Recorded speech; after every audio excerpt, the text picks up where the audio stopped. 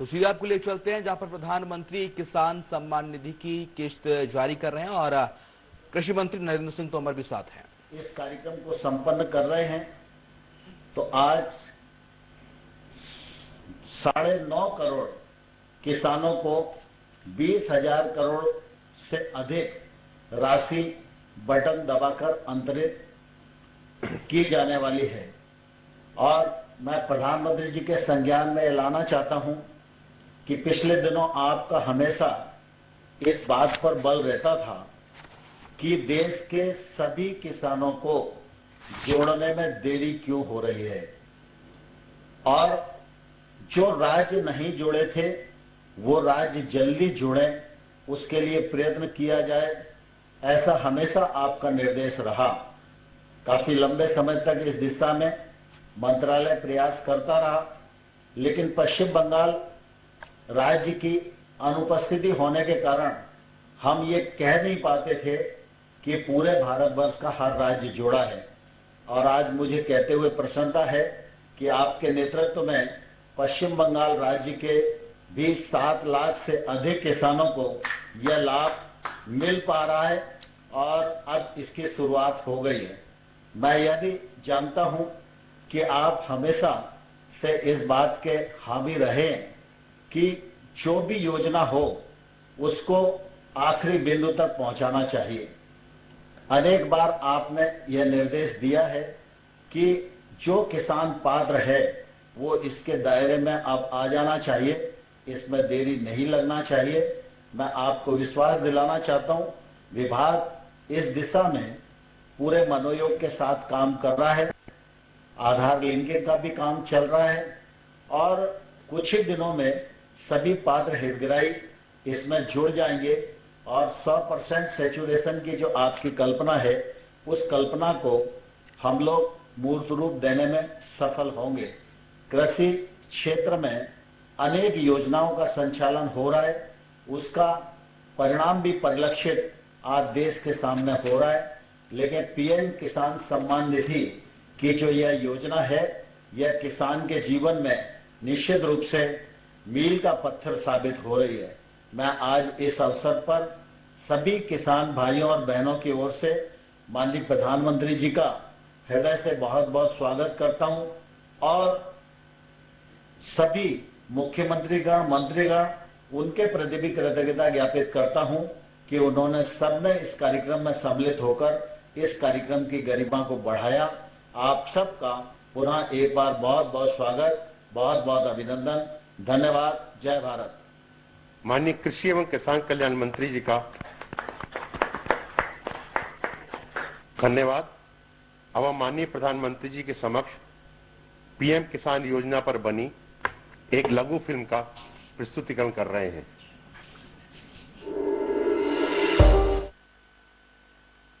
सम्मान की ये निधि है मान सम्मान की, कृषकों के कल्याण की। भारत सरकार की महत्वाकांक्षी योजना प्रधानमंत्री किसान सम्मान निधि योजना यानी पीएम किसान पूरे देश में फैला रही है किसान परिवारों की इस खुशहाली को।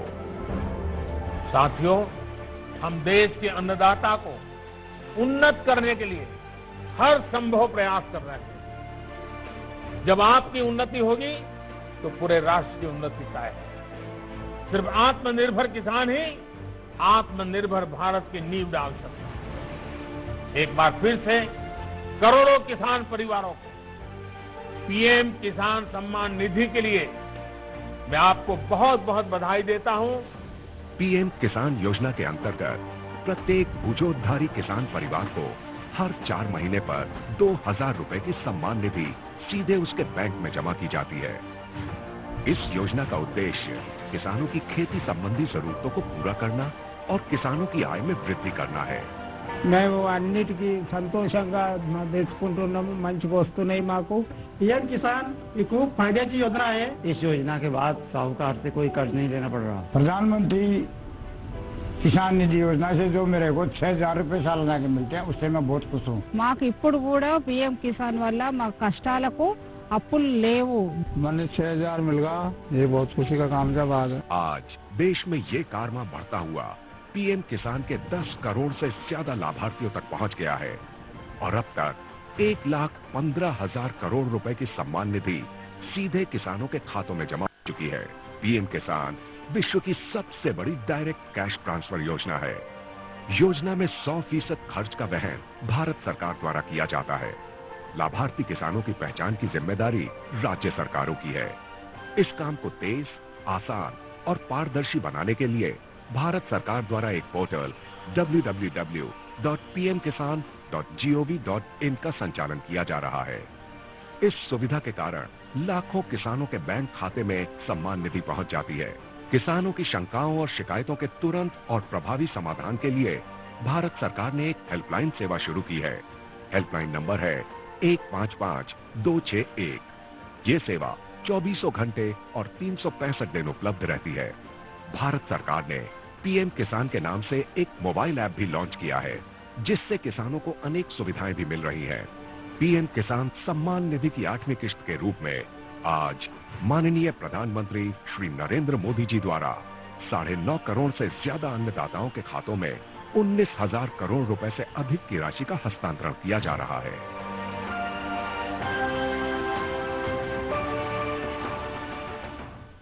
धन्यवाद।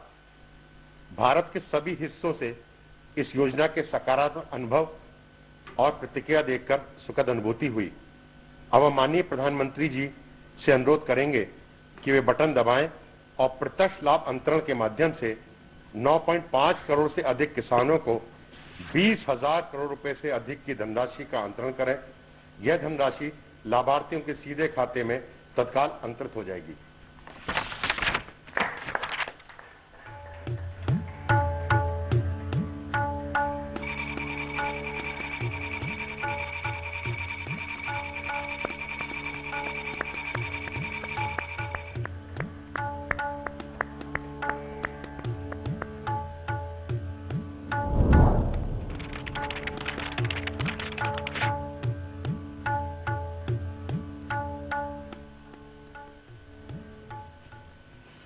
माननीय प्रधानमंत्री जी का 9,50,67,601 किसानों को 20,667 करोड़ 75,66,000 धनराशि अंतरण के लिए बहुत बहुत धन्यवाद।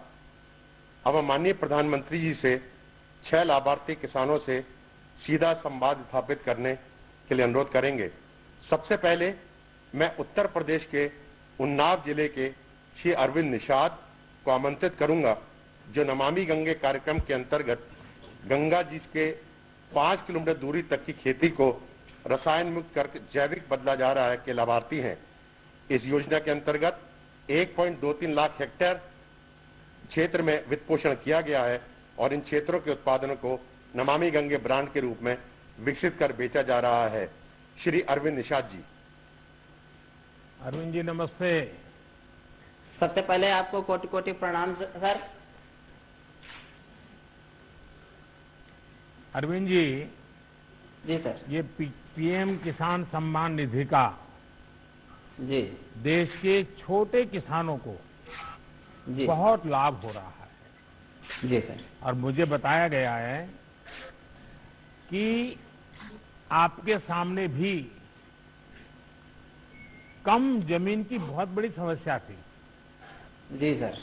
अरविंद जी, आपने जैविक खेती की तरफ ही क्यों मुड़े और इससे आपके जीवन में क्या अंतर आया? जी सर, ग्रेजुएशन करने के बाद हमने अपनी खेती में कुछ नया करने के लिए सोचा था। तो उसी समय माननीय मुख्यमंत्री जी के द्वारा गंगा यात्रा चलाई जा रही थी, जिसमें हमने भाग लिया और आप भी माननीय अटल घाट पर आए हुए थे तब। उसके बाद कृषि विश्वविद्यालय कानपुर में हमने माननीय मुख्यमंत्री जी और माननीय राज्यपाल जी का जो जैविक खेती का प्रशिक्षण चल रहा था उसमें हमने भाग लिया और वहां से हमने प्रशिक्षण भी लिया सर।